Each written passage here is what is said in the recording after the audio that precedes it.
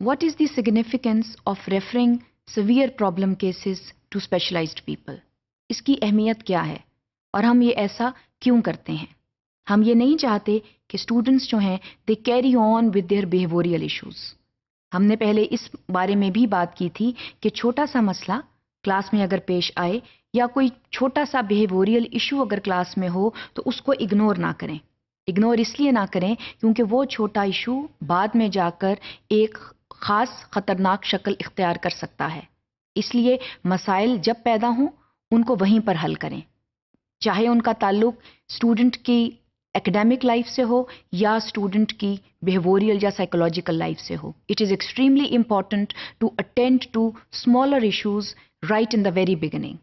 अगर हम ऐसा नहीं करते तो फिर हम पेचीदगियों की तरफ आते हैं और प्रॉब्लम केसेस जो हैं वो बढ़ते चले जाते हैं और फिर वो इतनी सवियर सूरत इख्तियार कर लेते हैं कि आम टीचर या आम काउंसलर की रसाई से बाहर हो जाता है और वहाँ पर आपको फिर एक स्पेशलिस्ट की ज़रूरत पेश आती है।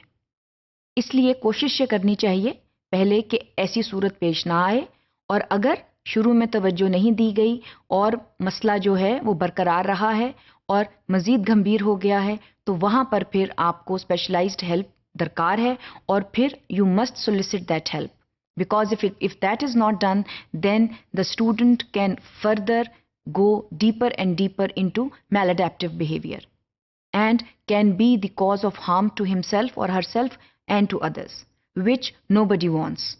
School does not want it and the parents do not want it. Now when you feel that a student is at significant harm, a student will harm himself, herself or others, then we must solicit specialized help. That is why it is very very important. हमें चाहिए कि पहले ये देखें कि student जो है वो क्यों एट रिस्क पर है, ऐसे कौन से स्टूडेंट्स हैं जो रिस्क का शिकार हैं and they are unable to manage themselves properly, and then what they do is that they manifest very strange behaviors. Now those strange behaviors can be as harmless as falling into depression and can be as harmful as becoming terrible bullies in the school. So these people need specialized help. और वहाँ पर ये ज़रूरी है कि students को हम concerned authority के पास भेजें ताकि वो अपने कंसर्न्स जो हैं बता सकें। बाज़ औक़ात टीचर्स के पास इतना वक्त नहीं होता कि वो स्टूडेंट्स के मसाइल को खुशउस्लूबी से सुने या उनको वक्त दें, तो वहाँ पर जब स्पेशलाइज्ड हेल्प का इंतज़ाम किया जाता है तो स्टूडेंट्स अपने कंसर्न्स दूसरे लोगों को सुनाते हैं और हो सकता है कि कोई मुस्बत हल निकल सके। Students must be provided this opportunity that they raise their concern, they voice out their concern before others so that issues can be resolved timely. If that is not done, then the students become further at risk and then the danger is that they will harm others, not only others but they can harm themselves also. तो हम ये नहीं चाहते कि ऐसे students जो हैं वो इस चीज़ का शिकार होकर माशरे में जब जाएं तो वहाँ पर वो खुद भी एट रिस्क हों और वो दूसरों को भी एट रिस्क करें।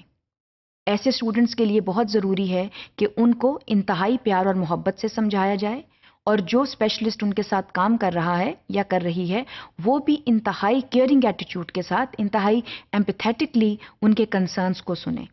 Because if you listen to students with a lot of attention, with a lot of care, the probability is that the students will definitely voice out their concerns. But if you show a disgruntled attitude towards students, if you show as if you are not interested in their lives, then the students will never be able to voice out their problems. They will keep the problems to themselves और उसका फिर असर ये होगा कि मसला वहाँ पर बरकरार रहेगा। इसके अलावा एक और बात जिसको सामने रखना और जिस पर तवज्जो देना ज़रूरी है वो एक स्ट्रेटेजिक मूव है। स्पेशलिस्ट जब बुलाए जाते हैं और जब उनकी मदद हासिल की जाती है तो वो किस तरह सिस्टमैटिक तरीके से आगे बढ़ते हैं मसाइल के हल की तलाश के लिए, स्टूडेंट्स के साथ वो कैसा बिहेव करते हैं और उनके स्ट्रेटेजिक मूव्स क्या होते हैं, ये सब भी जानना और इन पर अमल करना ज़रूरी है क्योंकि इसके ज़रिए ही स्टूडेंट्स के मसाइल हल हो सकते हैं। एब्रप्ट डिसीजंस लेने से मसला हल नहीं होता, शॉर्ट टर्म गोल्स मीट करने के लिए मसला हल नहीं होता। We should always attend to those long term outcomes which basically involve systematic and strategic plans. which must be chalked out if we want to seriously help our students.